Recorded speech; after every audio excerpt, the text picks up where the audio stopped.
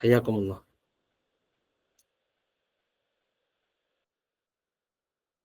أعوذ بالله من الشيطان الرجيم بسم الله الرحمن الرحيم السلام عليكم ورحمة الله وبركاته.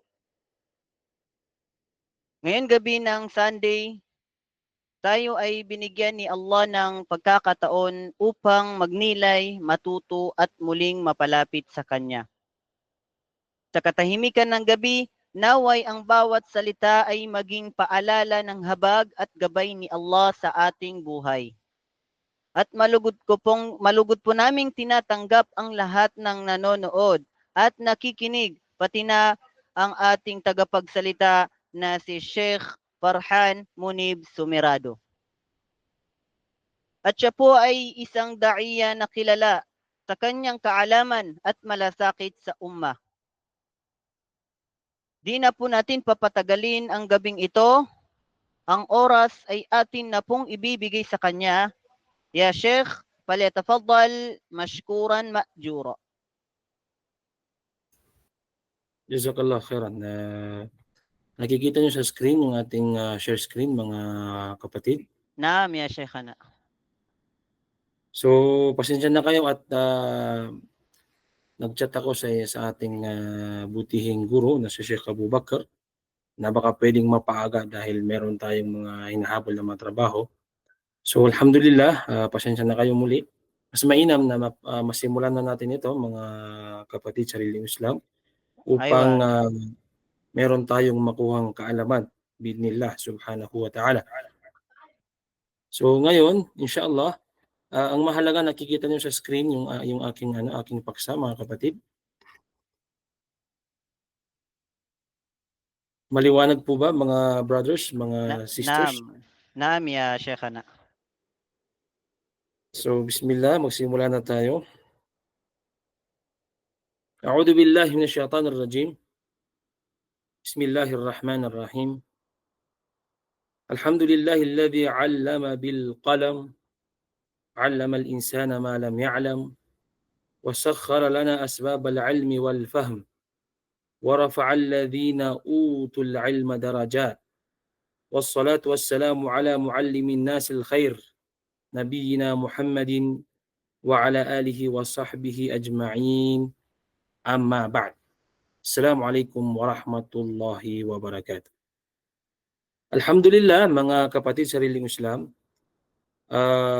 ako'y nagpapasalamat sa Allah subhanahu wa ta'ala dahil binigyan tayo ng pagkakataon upang makapag-share, makapagbigay ng kunting kaalaman patungkol sa ating relihiyong Islam. So kahapon, nakapag-usap kami ni Sheikh Abu Bakr patungkol dito, alhamdulillah, at nataon na wala tayong masyadong gawain, alhamdulillah. At ang ating paksa sa maikling oras na ito, although alam na natin na lagi itong tinatalakay ng ating mga scholar, ating mga ulama, pero obligado pa rin sa atin na dapat natin ito laging talakayin. At ito ang kahalagahan ng kaalaman at mga ulama sa Islam. Yes, mga kapatid. Bakit nga ba natin ginagawa ang ganitong mga muhadara online o kaya face-to-face na mga muhadara, mga seminar, pag-aaral, dahil lamang ito sa pagsasaliksik ng kaalaman. So nangangahulugan ito na napakahalaga ng kaalaman sa Islam at ang ating mga ulama, mga scholar sa Islam. So inshallah subhanahu wa ta'ala, sa maikling oras na ito, gagawin natin ang lahat upang makapagbigay tayo, makapag-share tayo ng kaalaman, kung ano ba yung kahalagahan ng kaalaman at ano nga ba yung kahalagahan ng mga scholar sa Islam.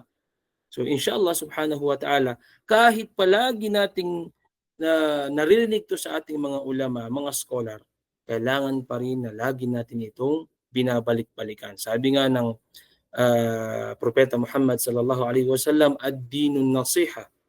Sa malapit nito kahulugan ng ating relihiyon ay relihiyon ng pagpapayuhan. So minsan, dahil sa haba ng panahon, sa haba ng oras, o sa bilis ng oras, may mga kaalaman tayong nakakaligtaan, nakakalimutan, o minsan napapabayaan na natin, lalong-lalo na kapag tayo ay sumusunod sa sabi nating flow o kaya sa nangyayari sa mundong ito, minsan kung ano yung trending na paksa, yun doon tayo nakatuon. Pero yung mga ibang paksa, nakakalimutan natin ito mga kapatid sa relihiyong Islam. So biidhnillah subhanahu wa ta'ala, ang kahalagahan ng kaalaman at mga ulama sa Islam. Yan ang ating paksa biidhnillah subhanahu wa ta'ala. Fadlul ilmi fil Islam. العلم في الإسلام له منزلة عظيمة وفضل كبير فقد رفع الله به قدر الإنسان وجعله سببا للهداية والنجاة وأساسا في فهم الدين الصحيح. Nakikita niyo ba mga kapatid sa screen yung ano natin, yung Naam, Sheikh, raito, Sheikh. ay hayakumullah. So mas mainam yan, paratis meron tayong nababasa. So ito ang kahalagahan, ito ang kainaman ng kaalaman sa Islam. Al-ilmu fil Islami lahu manzilatun azima wa fadlun kabir. Ang kaalaman sa Islam, mga kapatid, sa reliyong Islam, ay mayroon itong napakalaking kahalagahan o napakalaking importansya sa ating relihiyong Islam. Faqad rafa'a Allahu bihi qadra al-insan. At sino man ang taong bigyan ng Allah subhanahu wa ta'ala ng tamang kaalaman. Tandaan natin ito ha, tamang kaalaman. Maraming mga tao dyan na napakarami niyang kaalaman, pero maaring mali ang kanyang kaalaman. So, sa taong bigyan ng Allah subhanahu wa ta'ala ng tamang kaalaman, itawfik sa kanya ng Allah, igabay sa kanya ng Allah ang totoong kaalaman, faqad rafa'a Allahu bihi. So kung ating iisipin, mga kapatid sa relihiyong Islam, sino man ang taong binigyan ng tamang kaalaman ay itinataas ng Allah subhanahu wa ta'ala ang kanyang antas sa mundong ito at itataas niya ang kanyang antas sa araw ng paghukom. Wa ja'alahu sababan lil hidayati wan najah. At alam nyo ba mga kapatid, na sino man ang taong may tamang kaalaman sa Islam ay magiging dahilan siya ng gabay ng mga tao at gabay niya sa kanyang sarili. At magiging dahilan ng kanyang tagumpay sa mundong ito at sa kabilang buhay. Wa asasan fi fahmid din as-sahih. At ang tamang kaalaman, mga kapatid sa relihiyong Islam, tandaan nyo ito, tamang kaalaman. Kailangan i-correct natin yun kasi maraming mga kaalaman dyan na mali. Diba? Minsan, akala ng ibang tao, porket siya ay nagbibigay na ng lecture o kaya nagbibigay ng mga seminar kung saan lugar, halimbawa o kaya sa online, nagbabanggit ng mga dalil, nagbabanggit ng mga hadith, nagbabanggit ng mga salita ng mga ulama. Akala ng mga ibang tao na hindi nagsaliksik ng kaalaman, akala nila ito na yung number 1 na ulama. Ito na yung number 1 na alim. Ito na yung number 1, ito na yung magaling na scholar. Hindi nila alam, maaring mali ang kanyang kaalaman. So, kailangan sa pagsasaliksik ng kaalaman, alamin natin, siyasatin natin kung saan ba nanggaling o sino ba o paano ba nagsaliksik ng kaalaman ang taong ito. So, inshallah subhanahu wa ta'ala, kapag halimbawa tulad ng ginagawa ninyo, ginagawa ng mga admin, ginagawa ng mga ustad, yung sabi nating founder ng organization na ito, mashallah tabarakallah, tinitignan niya mismo kung sino yung mga ini-invite niya. Diba? Maraming ibang GC na no need to mention kung sino man yung mga GC na yun. Minsan nakakapasok pa ako, minsan may iba doon na mali ang kanilang naiimbitahan. O kaya mali, sabi niya ating taliwas sa mga turo ng Islam o kataliwas sa mga akida o kung ano man yung mga alam natin na maling kaalaman. So kapag ikaw ay may tamang kaalaman sa Islam, mga kapatid sa relihiyong Islam, may intindihan mo ng tama ang ating relihiyong Islam. Tandaan niyo po yan. Una, magbigay tayo ng mga sabihin natin fadl, kahalagahan o kainaman ng kaalaman sa Islam. Awalan, al-ilmu sababun li raf'atid darajat. Itinataas ng Allah ang mga taong may kaalaman. Tandaan yan. Mismong sinabi ng Allah subhanahu wa ta'ala sa Quran, Yarfa'illahu alladhina amanu minkum walladhina utul ilma darajat. Ang Allah subhanahu wa ta'ala mismo ang nagsabi sa mga taong may tamang kaalaman, sa mga taong nagsaliksik ng tamang kaalaman sa Islam, sinabi ng Allah subhanahu wa ta'ala, sa malapit nitong kahulugan, itinataas ng Allah ang antas ng mga sumasampalataya sa inyo. Alladhina amanu minkum walladhina utul ilma darajat. At ng mga binigyan ng kaalaman, tamang kaalaman. Sabi ng ating mga mufassirun, tamang kaalaman ng ilang antas. Ibig sabihin, mga kapatid sa relihiyon Islam, kapag ikaw ay binigyan ng Allah subhanahu wa ta'ala ng pagkakataon na makapagsaliksik ng kaalaman sa mga sa mga tamang mga scholar, sa mga tamang mga ulama, ibig sabihin mas mataas ang antas ng taong may pananampalataya at kaalaman sa paningin ng Allah subhanahu wa ta'ala. Meron ka ng ikaw ay kabilang sa mga taong naniniwala sa Kanya at ikaw din ay kabilang sa mga taong may tamang kaalaman, mataas ang paningin sa iyo ng Allah subhanahu wa ta'ala at iba ang tingin sa iyo ng Allah subhanahu wa ta'ala kaysa sa mga taong, yes, may pananampalataya sila pero wala silang kaalaman. Meron tayong mga ganyang senaryo, mga kapatid sa relihiyong Islam. Maaring minsan, may mga tao, halimbawa, o kaya sabihin na natin minsan, may mga ibang tao na napakalaki ng kanilang pananampalataya, pananampalataya, pero kunti lang ang kanilang kaalaman. Pero kapag ikaw, kabilang ka na sa mga taong amanu, naniwala sa Allah subhanahu wa ta'ala, sumasampalataya sa Allah subhanahu wa ta'ala, tandaan natin yan, at nang binigyan ng kaalaman, alhamdulillah, itinataas ng Allah subhanahu wa ta'ala ang antas mo. Okay? Ang antas mo sa mundong ibabaw. So mga kapatid sa Islam, napakahalaga po niyan sa mga taong nananampalataya at kabilang ka pa sa mga taong nagsasaliksik ng kaalaman. So tulad ng ginagawa natin ngayon,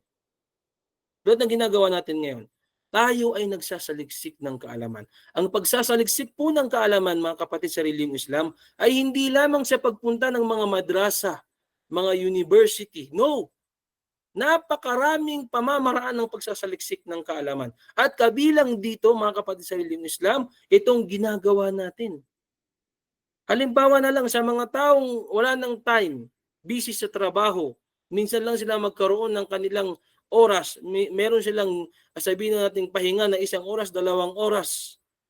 Ito yung pagkakataon natin na magkaroon tayo ng paunti-unting kaalaman mula sa ating mga nag-aaral o mga ngaral o sabihin natin mga daiya o sabihin natin kasalukuyang nagsasaliksik ng kaalaman. Kasi tayo, kabilang din kami sa inyo mga brothers, mga sisters na nagsasaliksik din kami ng kaalaman. Handaan natin yan. Hindi lang kayo, pati kami. Pati ang mga sinaunang mga ulama natin, mga scholar natin. Sila, kahit pa sila ay biniyayaan ng napakalaking kaalaman, hanggang ngayon sila ay nagsasaliksik ng kaalaman. Okay. Pangalawa, mga kapatid sa relihiyong Islam, al-ilmu sababun lidukhulil jannah. Ang paghahanap ng kaalaman o pagsasaliksik ng kaalaman ay daan patungo sa paraiso. Sinabi ng propeta Muhammad sallallahu alaihi wasallam, man salaka tariqan yaltamisu fihi ilma, sahhalallahu lahu bihi tariqan ilal jannah. Sinabi yan ng propeta Muhammad sallallahu alaihi wasallam, mga kapatid sa relihiyong Islam. Sinabi niya sa malapit itong kahulugan, ang sino mang magsumikap sa landas ng pag-aaral sa Islam, tamang kaalaman, padadaliin ng Allah subhanahu wa ta'ala para sa kanya ang daan patungo sa paraiso. So, ito ay diniscuss ng ating mga scholar sa hadith, mga muhaddithun, na sinabi nila na sino man, ang mga kaalaman, alam natin, iba-iba yan. Pero sino man ang taong magsaliksik ng kaalaman na patungkol sa relihiyong Islam, ay padadaliin sa kanya ng Allah ang daan o sabihin natin patungo sa paraiso. Isa itong napakalaking kahalagahan ng pagsasaliksik ng kaalaman. Mga kapatid sa relihiyong Islam, marami sa atin na hanggang ngayon, pasensya na po, pero totoo ito, marami sa atin, born Muslim ka man o sabihin natin balik Islam ka man, marami sa atin, pasing tabi, na sila ay tinatawag lamang na mga Muslim, pero hindi sila nagsasaliksik ng tamang kaalaman. May mga born Muslim na kahit yung pagbabasa ng Fatiha, hindi nila alam. May mga born Muslim na kahit yung pagsasagawa ng ablusyon, hindi nila alam. May mga kapatid tayo, mga balik Islam na sila ay magmumuslim pero Muslim lang. So same lang yun sa born Muslim at saka sa kapatid nating balik Islam na nagbalik Islam pero hindi nila sinasagawa o pinag-aralan ang totoong turo ng Islam, sila ay tinatawag na Muslim by name only. Tandaan natin yan, mga kapatid sa relihiyong Islam. Isang mabigat na salita na kailangan tanggapin yan ng mga taong nagsasaliksik ng kaalaman, na ikaw ay Muslim by name lamang. Allahu Akbar. Pero pag ikaw, born Muslim, pag ikaw ay balik Islam, at pinag-aralan mo at gumawa ka ng paraan paano mo matutunan ng Islam, ikaw ay totoong Muslim, sabi ng mga muhaddithun. So sino man ang taong magsumikap at magsumikap sa pagsasaliksik ng kaalaman patungkol sa relihiyong Islam, tandaan natin yan, padadaliin sa kanya ng Allah subhanahu wa ta'ala ang tungo o daan patungo sa paraiso.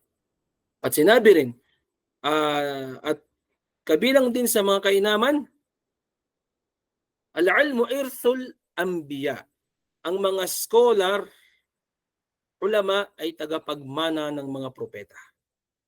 Ito, pwedeng masama ito, wallahu ta'ala alam, kasama ito doon, nandito sa PowerPoint, na kasama rin ito sa kahalagahan ng mga ulama. So, i-discuss natin ito kasi yung hadith niya connected. Qala an-nabiy sallallahu alayhi wa sallam, innal ulama'a warathatul anbiya wa innal anbiya lam yuwarrithu dinaran wala dirhama innama warrathul ilma. Sinabi ng propeta Muhammad sallallahu alaihi wasallam, ang mga scholar ay mga tagapagmana ng propeta Muhammad sallallahu alaihi wasallam. So mamaya palalawakin natin yan doon sa pangalawang topic natin na makanatul ulama fil Islam. Ang bibigyan natin ng pansin dito ay yung sinabi ng propeta Muhammad sallallahu alaihi wasallam, wa innal anbiya lam yuwarrithu dinaran wala dirhama innama warrathul ilm. Hindi nag-iwan ang mga propeta ng kayamanan, salapi, kundi nag-iwan sila ng kaalaman. Ang tunay na yaman ng propeta, ang mga propeta, kabilang sa mga taong ulama, sabi natin mga scholar, ay ang kaalaman, hindi po salapi. So kung ating titignan, kung ating iintindihin mga kapatid sa relihiyong Islam, ang sinabi ng propeta Muhammad sallallahu alaihi wasallam, nangangahulugan lamang ito kung gaano kahalaga ang pagsasaliksik ng kaalaman. Hindi po iniwan ng propeta Muhammad sallallahu alaihi wasallam o sino mang mga sahaba ang kanilang mga yaman sa atin, sa mga tabi'in, sa mga tabaut tabi'in, o sa mga sinaunang mga scholar, bagkus ang kanilang ipinamana sa mga ulama, ang pinamana ng propeta Muhammad sallallahu alaihi wasallam sa mga sahaba, ang mga sahaba sa mga tabi'in, sa mga tabi'in, sa mga tabaut tabi'in, sa mga tabaut tabi'in, sa mga sinaunang mga ulama, ay ang kaalaman. Al-ilm, mga kapatid sa relihiyong Islam. So ito ay kabilang sa kahalagahan ng pagsasaliksik ng kaalaman sa Islam, na ito ay pamana ng propeta Muhammad sallallahu alaihi wasallam. Ito ay iniwan niya sa atin, mga kapatid, tandaan niyo ito. Iniwan niya sa atin ito, ibinigay niya sa atin ito. Hindi salapi ang kanyang iniwan, bagkus iniwan niya sa atin ay ang kaalaman niya na ibinigay niya sa mga sahaba, ibinigay ng mga sahaba sa mga tabi'in, ibinigay ng mga tabi'in sa mga tabaut tabi'in, hanggang sa mga sinaunang mga ulama natin, sa mga aimma, hanggang sa panahon natin. So isa ito sa kahalagahan ng pagsasaliksik ng kaalaman, mga kapatid, na ito ay hindi lang basta-basta ibinigay, bagkus ito ay pamana ng Propeta Muhammad sallallahu alayhi wasallam. Kabilang din sa kahalagahan ng pagsasaliksik ng kaalaman, al-ilmu nurun wa hidayah. Ang kaalaman ay liwanag at patnubay. Al-ilmu يخرج الإنسان من ظلمات الجهل إلى نور الإيمان والمعرفة. قال تعالى: الله ولي الذين آمنوا يخرجهم من الظلمات إلى النور. Sinabi ng Allah subhanahu wa ta'ala, tandaan natin ito, ang kaalaman sa Islam, ang tamang kaalaman, okay? Kaya lagi kong sinasabing tamang kaalaman, baka mamaya mabigla tayo, bakit lagi sinasabi ni Ustad o kaya ni Ustad Farhan yung tamang kaalaman? Mga kapatid, tandaan natin, sa panahon natin ngayon, alam natin ito, lalong-lalo na sa mga nagsasaliksik ng kaalaman. Marami tayo ngayong nadadaan ng pagsubok na maraming mga nagsasabing sila ay nag-aral sa relihiyong Islam pero iba ang kanilang tinuturo sa mga tao. Halimbawa na lamang ang mga sektang mga Shia, alam natin ito. Ang mga sektang Ash'ari, ang mga sektang lahat ng alam natin mga sekta na pwedeng makasira sa relihiyong Islam, mga kapatid sa relihiyong Islam. Kaya lagi kong sinasabi sa inyo na dapat tamang kaalaman na ayon sa Quran at ayon sa Sunnah ng Propeta Muhammad sallallahu alaihi wasallam.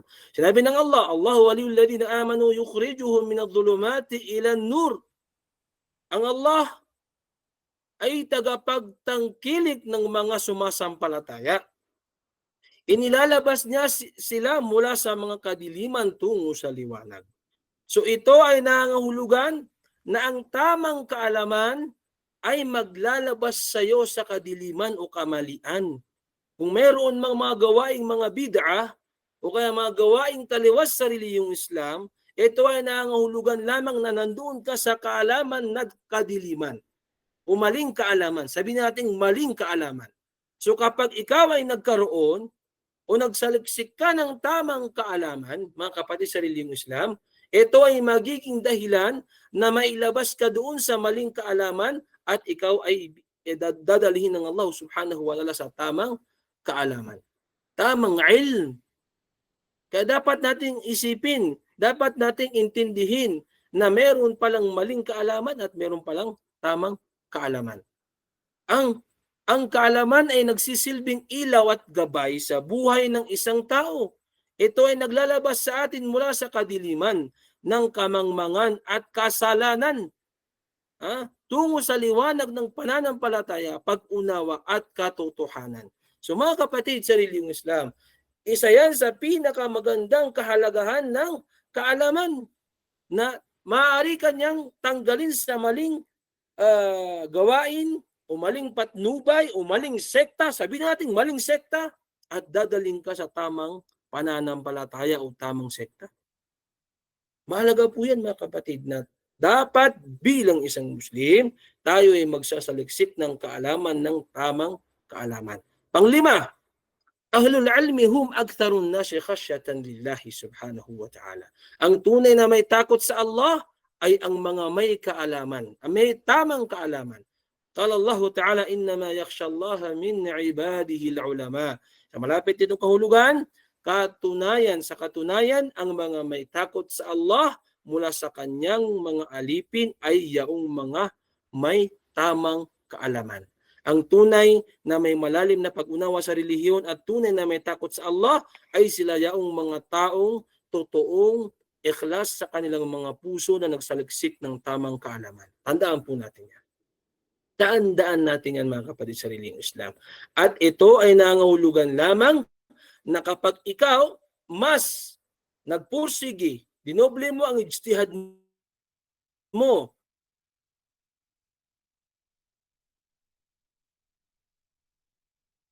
subhanahu wa ta'ala. Tama po ito mga kapatid sa relihiyong Islam. Pang-anim, al-ilmu yabqa wal amwalu tufna. Ang kaalaman ay nananatili samantalang ang yaman ay nawawala. Tandaan natin ito mga kapatid sa relihiyong Islam. Sinabi ni Ali ibn Abi Talib, al-ilmu khairun min al-mal wal ilmu yahrisuka wa anta tahrisul mal. wal ilmu hakim wal malu mahkumun alayh. Sinabi ni Ali ibn Abi Talib, ang kaalaman ay mas mabuti kaysa sa kayamanan. Tandaan natin yan. Ang kaalaman ay nagbabantay sa'yo. Ngunit ang yaman ay ikaw ang nagbabantay dito. Diba? Kapag ikaw ay nagkaroon ng tamang kaalaman sa Islam, ang kaalaman mo ay magbabantay sa'yo. Tandaan natin yan. Siya ang magiging guard mo. Siya ang magiging gabay mo sa mali at tama. Ito ba ay mali? Ito ba ay tama? Okay? Pero ang iyong kayamanan, mga kapatid, sabihin na natin, sa literal, pwedeng magiging bodyguard mo ang pera mo. Mag-hire ka ng guard, ng mga, kung sino man yan, mga pulis, gumawa ka ng matibay na bahay. Pero tandaan natin, balik ta rin man natin ang mundo. Ang iyong pera, ang iyong salapi, ikaw pa rin ang magbabantay dito. Ikaw at ikaw pa rin ang magbabantay dito. Kahit ilagay mo pa ito sa bangko, sabihin mo pang ilagay mo pa ito sa safe na lugar, tandaan mo, ang nasa isip mo pa rin ay binabantayan mo ang iyong kayamanan. Tandaan natin ito, mga kapatid, sa sariling Islam. So sinabi ni Ali bin Abi Talib na ang iyong tamang kaalaman, siya ang magiging gabay mo. Siya ang magbabantay sa iyo. Tandaan natin yan. Pero ang iyong kayamanan, kahit pa sabihin mong literal na meaning na Ustad, pwede naman na gumawa ako ng paraan para magkaroon ako ng mga guard o magandang bahay, pero sa puso at isip mo pa rin, tandaan natin yan, mga kapatid, na ikaw pa rin ang nagbabantay sa iyong salapi, sa iyong kayamanan. So napakaraming mga kainaman na o kaya mga fadl ng pagsasaliksik ng kaalaman. Kung ating iisa-isahin, baka hindi natin matapos ito, mga kapatid, sa sariling Islam. So nagbigay lamang ako ng iilan, yung mga punto o yung pinakabuod na mga paksa patungkol sa mga kainaman o fadlul ilmi fil Islam. So marami pa yan. Sabi ko nga sa inyo, hindi lang yan isang beses o 100 times na discuss ng ating mga scholar, mga ulama. Pero as a student, as a talibul ilm, as a talabatul ilm, kailangan lagi nating isipin kung ano ba yung fadl o kainaman ng pagsasaliksik ng tamang kaalaman. So, mga kapatid sa sariling Islam, yan ang unang paksa natin na connected din dito sa ating susunod na paksa na tinatawag na makanatul ulama fil Islam. Al-ulama lahum manzilatun 'azimatun wa makanatun rafi'atun fil Islam. Fahum warathatul anbiya wa hamlatu nuril ilm wa sababun lihidayati an-nas wa islahil mujtama'at. Al-Islamu qaddarahum wa rafa'a sha'nahum lima yahmilunahu min mas'uliyatin azimatin fi ta'limid din wa irsyadil ummah wa ad-difa' 'anil aqidati wash syari'ah. So, mga kapatid, itong pangalawang topic natin, which is connected ito sa unang topic natin, ito yung tinatawag na kahalagahan ng mga scholar, mga ulama sa ating relihiyong Islam. So, tandaan natin na kung hindi dahil sa mga ulama, kung hindi dahil sa mga scholar, mga kapatid, ay hindi tayo basta-basta matututo ng ating relihiyong Islam o tinatawag, hindi tayo basta matututo sa pagsasaliksik ng kaalaman, paano magbasa ng Quran, ano yung tamang akida, ano yung tamang mga batayan, ano yung mga alituntunin sa Islam, al-fiqh, al-akida, al-sharia. Dahil sinabi mismo, nabanggit ko sa inyo kanina, na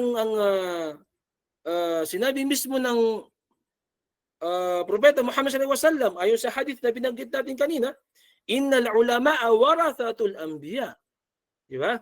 So, paano nakarating ang kaalaman mula sa Propeta Muhammad sallallahu alaihi wasallam? Nakarating ito dahil sa mga ulama, dahil sa ating mga scholar. Kaya nakakapagtaka sa panahon natin ngayon, pasing tabi. Iyadan billah. Napakaraming mga taong mga mangmang sa panahon natin ngayon. Subhanallah, astaghfirullah. Na dahil daw sa pagdami ng mga ulama ay dumami daw ang fitna sa mundo. Lagi po nating naririnig yan. Lagi yan sinasabi ng mga mangmang sa panahon natin ngayon na dahil daw sa pagdami ng mga scholar sa Islam ay dumami daw ang kamangmangan o jahal sa mundong ito. Paano natin nasasabi yan? Yung mismong sinabi ng Propeta Muhammad sallallahu alaihi wasallam, Innal ulama warathatul anbiya, ang mga scholar sa Islam, ang mga ulama sa Islam ay sila ang ibinigyan ng sabi natin sila ang ginawang tagapagmana ng propeta Muhammad sallallahu alaihi wasallam sa kanyang kaalaman. So sino yung mga sinaunang ulama? Ang ulama na pinaka-alim natin, pinaka-guru natin ng propeta Muhammad sallallahu alaihi wasallam. Tinuruan niyang mga sahaba. Wala bang mga ulama sa mga sahaba? Napakaraming ulama sa mga sahaba. Ulamaul fiqh, ulamaul hadith, ulamaul tafsir. Si Umar ibn al-Khattab, si Ali ibn Abi Talib, si Ibn Abbas, pati sa mga asawa ng propeta Muhammad sallallahu alaihi wasallam, si Aisha, tinawag siyang kabilang sa mga pinaka magaling sa fiqh. Tandaan niyo yan. So, dahil sa propeta Muhammad sallallahu alaihi wasallam, tinuro niya ang kaalamang Islam sa mga sahaba, tinuro naman ng mga sahaba sa mga tabi'in, tinuro ng mga tabi'in sa mga tabaut tabi'in, mga tabaut tabi'in sa mga a'imma, sa mga sinaunang mga imam, hanggang sa panahon natin ngayon, kung sino man ang mga scholar natin, sila ang naging dahilan kung bakit tayo natuto sa reliyong Islam. So bakit kayang sabihin ng mga taong mangmang o kaya mga taong Muslim na nasabi nila na dahil sa mga ulama ay dumami ang fitna? La hawla wala quwwata illa billah. Saan nagagaling yan, mga kapatid? Kung ikaw ay magsasaliksik ng kaalaman, masasabi mo sa iyong sarili na kung gaano kahalaga ang mga ulama sa ating pamumuhay. Sinabi rin ng ating mga scholar, ulama, al-ulama hum nurun lil ummah. Ang mga scholar ay gabay sa lipunan. Tandaan natin yan. Sila ang naging gabay. Sila ang naging dahilan para maintindihan natin ang Quran, maintindihan natin ang mga hadith, maintindihan natin ang mga kasabihan ng mga sahaba ng mga sinauna. Sample natin sa Pilipinas. Lahat ba tayo marunong sa Arabic? Kung hindi dahil sa ating mga ulama na nagsaliksik ng tamang kaalaman at pinag-aralan nila ang Quran, tafsir, hadith, mga ibig sabihin ng mga hikmah, mga wisdom na napapaloob dito, maintindihan ba natin ang tamang relihiyon natin, mga kapatid sa relihiyong Islam? Hindi. Hindi natin maintindihan ito. Tandaan niyo yan. So sinabi ni Imam Shafi'i, qala Imam Shafi'i, laula al-ulama la sara an-nasu mithla al-bahaim o mithla al-bahaim. O kal-bahaim. Sa malapit ito kahulugan. Allahu Akbar. Napakahalaga nito.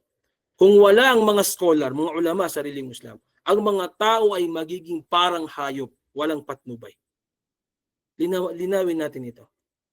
Kung hindi dahil sa mga ulama na sila ang naging dahilan kung paano natin naintindihan ang tamang pamumuhay sa Islam, ang tamang pamumuhay ng propeta Muhammad sallallahu alaihi wasallam, ang kautusan ng Allah, ang kautusan ng propeta Muhammad sallallahu alaihi wasallam, ang kautusan ng ating relihiyong Islam, ito ba ay mali, ito ba ay tama? Kung hindi dahil sa mga ulama, mga kapatid sa relihiyong Islam, tandaan natin ito, para tayong mga hayop na walang patnubay. Sabi nga nila, sa wikang Maranao, i-translate ko sa Tagalog, lagi do mga binatang sa Maranao. Pero sa Tagalog, parang hayop. Ang masakit dito, pag sinabing parang hayop, alam niyo ang buhay ng mga hayop. Kain, tulog. Kain, tulog. Kain, tulog. Yan lang ang buhay ng mga hayop.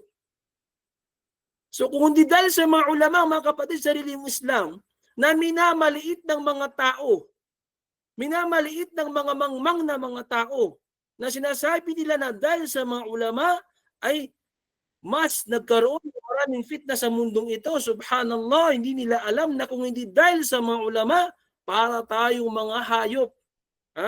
Sabi ng sabi ni Imam Shafi'i, para tayong mga hayop na kain, tulog. Kain, tulog, dumi. Kain, tulog, dumi. Yan lang ang buhay ng mga hayop. So kung hindi tayo nagsaliksik ng kaalaman, hindi natin alam ang Islam, hindi natin alam kung ano yung mga kasabihan ng Allah, hindi natin alam kung ano yung mga sinabi ng propeta Muhammad sallallahu alaihi wasallam, hindi natin alam kung paano namuhay ang propeta Muhammad sallallahu alaihi wasallam, yan ang magiging buhay natin. Di ba mga kapatid? Yan ang magiging buhay natin. Kakain ka, magpapahinga, matutulog, pagkatapos doon, magdudumi, tapos ang buhay. Laula al-ulama la sara an-nasu kal-bahaim. kung hindi dahil sa mga scholar na nagsaliksik ng kaalaman mula sa sahaba, tabi'in, mga tabaw tabi'in, mga imma, mga kapatid sa reliyong Islam, ay para tayong mga hayop. La hawla wala quwwata illa billah. Iyadan billah. Kabilang din sa kahalagaan ng mga ulama, al-ulama marji'ul umma fil fatwati wat tawjih. Ang mga scholar ang pinagkakatiwalaang tagapayo. Ibig sabihin ng halimbawa, mayroon tayong mga katanungan na o kaya mga gustong linawin sa Islam patungkol sa mga alituntunin, ano yung gagawin dito, ano yung hukom dito, ito ba'y haram, ito ba'y bid'a, ito ba ay wajib, ito ba ay sunnah, ito ba ay makruh, ito ay sa mga ulama. Kaya ang payo ko sa mga brothers natin, mga sisters natin, yung mga kapanood man dito, kapag meron kayong nais tanungin patungkol sa mga lituntunin, patungkol sa mga hukom, patungkol sa fiqh, magtanong tayo doon sa mga scholar natin. Huwag tayong basta-basta magtatanong kung sino-sino man lang. Yung mga simpleng mga katanungan, halimbawa, yung ano yung mga arkanus sala, arkanul, o kaya sabihin natin, arkanul Islam, yung mga pundasyon ng Islam, yung haligi ng Islam, yung mga wajib sa sala, kayang-kaya ng mga tagapangaral natin, o mga da'ya o mga ustad natin. Pero kapag nagkaroon ng isang malaking bagay o kaya lituntunin na dapat ito ay pag-aralan ng maigi, halimbawa, ay itanong natin ito sa mga ulama natin. So, tayo natin sa Pilipinas, marami na tayong mga ulama na 100% na mga scholars sa reliyong Islam. So alam ko, karamihan dito nakapag-aral din sa Al-Ma'arif o kaya may background sa Al-Ma'arif o kaya may mga narinig sa mga ulama natin. Nandiyan ang ating doktor na si Dr. Farouk Saaduddin Abdul Rashid at marami pang iba.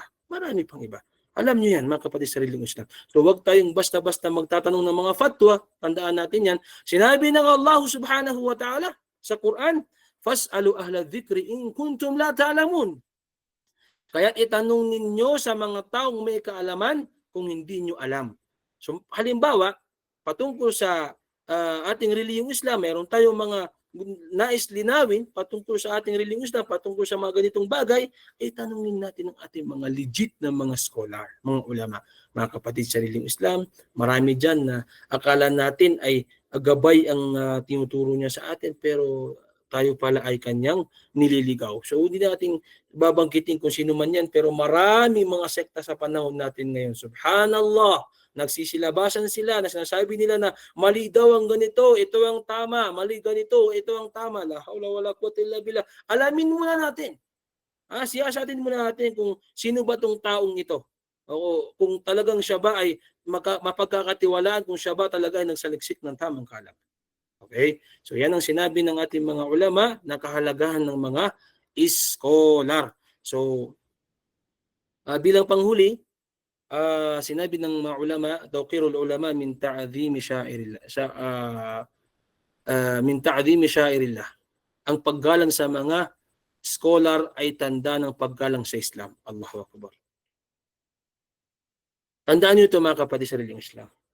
Sinabi ni Al-Imam Ahmad bin Hanbal sa malapit dito kahulugan, sinabi ni Imam Ahmad, Allahu Akbar, ito ay maano sa ating mga sarili. Ang laman ng scholar ay lason. Ang sino mang manirang puri sa kanila ay parang kumakain ng lason.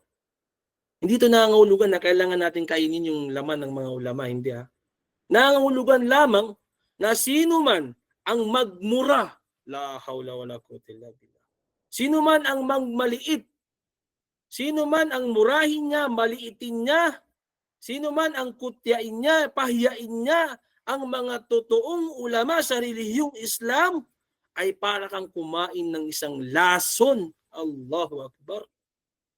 Napakaraming ganyan, mga kapatid, sa relihiyong Islam. Hindi natin ito in-specific, pero maraming ganyan. Subhanallah. Binabastos pa nila ang ating mga scholar, ating mga ulama. Lalong-lalo na yung mga ibang sekta na minamaliit nila ang ating mga scholar sa Islam. Na bakit daw, wala namang doktor daw sa panahon ng Propeta Muhammad SAW, bakit daw merong tinatawag na doktor? Anong doktor ito? Hindi nila alam yung pagsusumikap ng ating mga doktor, mga ulama sa relihiyong Islam para lamang maintindihan nila ang tamang tafsir ng Quran, ang tamang ibig sabihin ng hadith, ang tamang turo ng relihiyong Islam. Tapos maraming mga tao sa panahon ngayon. Ito, isisingit ko to. Siguro alam nyo to, nag-trending. Meron tayong isang kapatid na nagsasaliksik ng kaalaman o kapatid. Sabi natin siya ay isa na rin tagapaglaganap ng Islam sa Mindanao o nagtuturo sa kanilang lugar. Nag-aralan ng Islam. Pero siya ay pinatay. Pinatay siya mga kapatid sa relihiyong Islam. As a talabatul ilm, ako na nagsasaliksik ng kaalaman, napakasakit. Hindi lang siya, marami pang iba. Marami pang iba mga kapatid. Ang problema dito, marami pang iba. Meron pa tayong mga da'iya, alam nyo yan. Meron pa tayong mga da'iya, meron pa tayong mga tagapagpalaganap ng Islam na sila ay kinitil, sila ay pinatay ng basta-basta lamang. Allahu Akbar. Hindi natin alam kung sino yung mga gumagawa ng ganung bagay, pero bakit natin kayang gawin sa mga taong hawak nila ang Islam, pinapalaganap nila ang Islam, nagsasaliksik ng kaalaman upang ituro sa umma ang Islam, pero kaya natin silang patayin, la hawla wala quwwata illa billah. Napakasakit sa damdamin, sa totoo lang mga kapatid. Napakasakit. Kung ating iisipin, ako hindi ko kilala personally yung bagong nag-trending na pinatay lamang sa Mindanao na isang kapatid nating estudyante na nagsasaliksik ng kaalaman. At sa oras na yon ay Friday, na pupunta pa siya sa masjid upang magbigay ng khutbah. Pero bakit siya pinatay? Sa anong dahilan? Kahit anumang dahilan yan mga kapatid sa relihiyong Islam. Kapag alam mo sa sarili mo na siya ay may kaalaman sa Islam, hawak niya ang Quran, hawak niya ang hadith na ipinapalaganap niya sa umma. Kapatid, bakit kaya ng mga tao ang ganyang bagay? Wala quwwata illa billah. So please lang, bilang isang mga talabatul ilm, mga taong nagsasaliksik ng kaalaman, mapabilang tayo sa mga taong nirerespeto nilang mga ulama. Bigyan natin ng halaga ang ating mga skolar, ang ating mga ulama. Hindi natin alam ang kanilang pagsusumikap. Hindi natin alam. Ako ngayon, binabanggit ko to para tasjian. Sabi natin 10 years, 12 years na rin ako nagsasaliksik ng kaalaman. Napakaliit pa ng kaalaman ko. Pero pag iniisip ko, paano na lang yung mga ulama natin? Na buong buhay nila ay puro pagsasaliksik ng kaalaman. Pero may mga tao na mamaliit sa kanila, nagmumura sa kanila, kinukutya sila, ini-edit yung mga mukha nila, pinopost pa sa Facebook, kung ano-ano pa yung ginagawa sa kanila, at kung ano-ano pa yung mga sinasabi sa kanila, la hawla wala quwwata illa billah, iyadan billah. Palayuin nawa tayo ng Allah subhanahu wa ta'ala sa mga ganyang tao, mga kapatid sa relihiyong Islam. At sana po, pag-ingatan ng Allah ang ating mga scholar, pag-ingatan ng Allah ang ating mga ulama, at dapat as a talabatul ilm, tayong mga talabatul ilm, tayong mga nagsasaliksik ng kaalaman, please lang, ito ay payo sa aking sarili at sa lahat ng mga nakikinig ngayon. Tayo ang maging protektor o tayo ang maging daan upang maprotektahan ng ating mga skolar, ang ating mga ulama. Tandaan natin yan. Tayo ang magsasabi sa kanila, tayo ang lagi magdudua na, ya Allah, protektahan mo ang aming mga ulama, ang aming mga skolar. Dahil kung hindi dahil sa kanila, kung hindi dahil ipinadaan sa kanila ng Allah, maaring tayo ngayon ay mga mangmang at walang alam sa relihiyong Islam. So mga kapatid sa relihiyong Islam, hindi ko na po ito pabain. Ito yung mga buod na nais nating sabihin. Ang mga ulama ay may malaking papel sa pagpapalaganap ng Islam. Tandaan nyo yan. Ang mga ulama ay napakalaki ng kanilang papel. Sila ang tagapagmana ng Propeta Muhammad SAW, tagapagturo ng tama at mali. Yes, tama po yan. Ang respeto at pakikinig sa kanila ay bahagi ng pagmamahal sa pananampalataya sa Allah subhanahu wa ta'ala. At bilang panghuli, ang kaalaman nila ay liwanag sa gitna ng kadiliman. Tandaan nyo yan. At ito, tandaan nyo ito, mga kapatid sa relihiyong Islam, ang pagmamahal, paggalang, okay? Ang pagmamahal, paggalang, respeto sa mga scholar, sa mga ulama, ay paggalang, pagmamahal sa relihiyon ng Allah subhanahu wa ta'ala. Ulitin ko sa inyo, mga kapatid. Ang paggalang, pagmamahal, respeto sa mga scholar natin, mga ulama natin, ay paggalang sa relihiyon ng Allah subhanahu wa ta'ala. So mga kapatid sa relihiyong Islam, hindi ko na po ito pahabain. Maraming salamat po sa inyong imbitasyon at pasensya na po kung meron mga bagay na hindi kayo nalinawan. Ito po ay nanggaling sa akin bilang isang tao at kung meron man akong nabanggit na magandang aral ay kunin nyo ito at isabuhay nyo. Ito ay mula sa Allah subhanahu wa ta'ala. Jazakumullahu khairan. Akhiru da'wana alhamdulillahi rabbil alamin. Assalamualaikum warahmatullahi wabarakatuh.